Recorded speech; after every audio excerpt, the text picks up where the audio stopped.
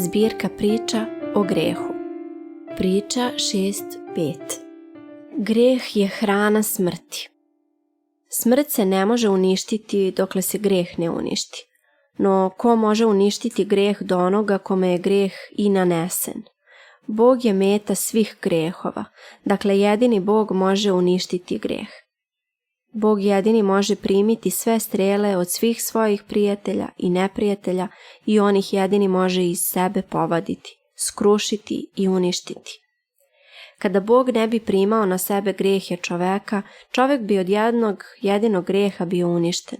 Uništen ne smrću vremenom, no smrću večnom. Tako je jedovit i smrtonosan greh. Zato ne reci da je prva žena učinila jedan nevin i neznatan greh.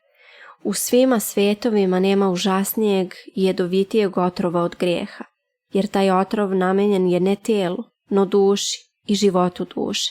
Gde je telo kada duša pogine? Kada vitez padne, odelo se gužva i baca u oganj, kao bespredmetno. Nije dakle dovoljno reći ono što površni etičari govore, idi i ne greši više, jer to je čitanje knjige s drugog kraja, nego se mora reći oprošteni su ti gresi, idi i ne greši više. Ali ko može oprostiti osim onoga kome je uvreda i naneta? Gresima je uvređen Bog, Bog jedini, dakle može i oprostiti grehi.